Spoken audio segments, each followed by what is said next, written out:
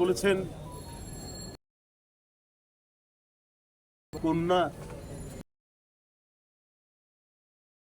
পালায় না, আমরা তো তার পালানো ছাড়া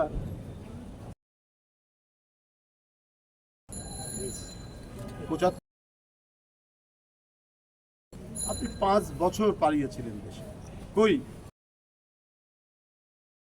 যে হত্যাকাণ্ড হলো তার প্রতিবাদ করতে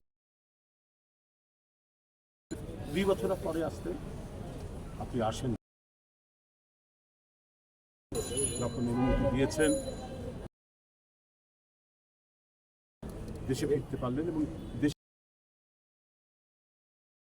তার 13 দিনের মাথায় শহীদ রাষ্ট্রপতি দেওয়া। আপনি পালিয়েছেন, আজকে যারা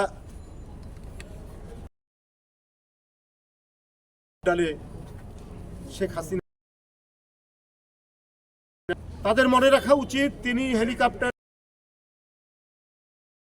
তার বোনকে নিয়ে তার আত্মীয় স্বজন সব পালিয়েছে, আর আপনারা যারা নেতা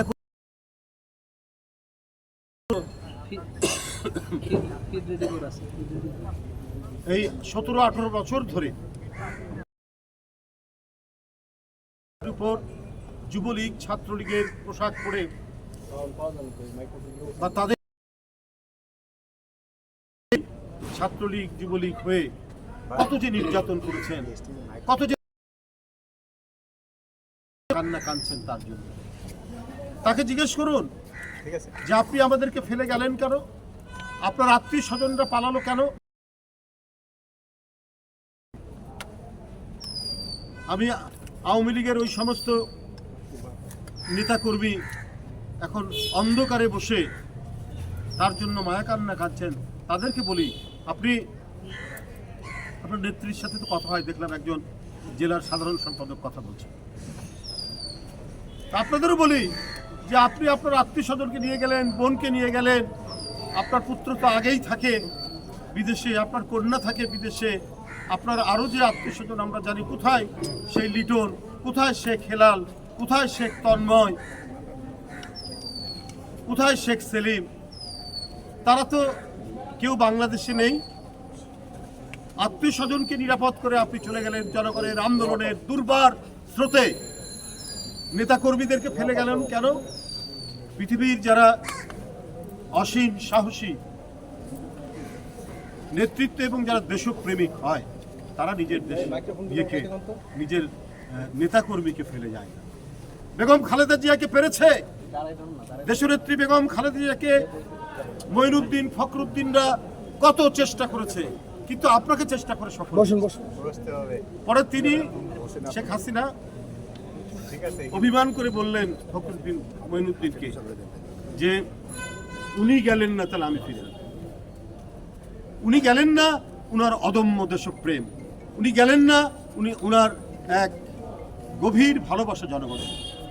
তাই দীর্ঘ 6-7 বছর কারাগারের মধ্যে রোগে শোকে দীর্ণ হওয়ার পরেও তার কণ্ঠ, তার সাহস, তার উদ্যম, দেশের প্রতি ভালোবাসা এক অনবদ্য প্রেরণার অংশ হয়েছিল দেশের মানুষের কাছে। দেশনেত্রী বেগম খালেদা জিয়াকে কোনো অবস্থায় না পেরেছে এরশাদ, না পেরেছে হাসিনা, না পেরেছে মঈনুদ্দিন ফখরুদ্দিন। কিন্তু আপনি দেশের পরিস্থিতি এবং আপনার অন্যায় অবিচারের কথা ঠিকই জানতেন যে জনগণের স্রোত হয়ে আসবে, জনগণের ক্ষোভের যে প্রবাহ, সেই প্রবাহে আমি এর আগেও বলেছিলাম যে আপনার রাজ সিংহাসন কিন্তু উল্টে যাবে। ঠিকই উল্টে গেছে, কিন্তু পালিয়ে গেছেন আপনার বন্ধু প্রতিম দেশে নিজের আত্মীয় স্বজন সহ। এ তো কাপুরুষের কাজ। আওয়ামী নেতাকর্মীরা এটা কি দেখেন না? নিজের আত্মীয় স্বজন, নিজের ছেলে মেয়ে, নিজের বোনকে পার করে নিয়ে গেলেন আর আপনাদেরকে ফেলে চলে গেলেন। যাই হোক, আমি আর কিছু বলতে চাই না। এই গভীর বেদনা এবং এই শোকের মুহূর্তে আমি শুধু সেই সমস্ত পলাতক, সেই সমস্ত ঘৃণিত যারা গণদুশ্মন, তাদের দ্বারাই এই ধরনের আচরণ করা সম্ভব। যারা দিনহীন, দিন আনে দিন খায়, প্রচণ্ড গ্রীষ্মে তাপে রিক্সা চালিয়ে নিজের সন্তানদেরকে মানুষ করে, তারাই তো হচ্ছে আমাদের মধ্যে শ্রেষ্ঠ মানুষ।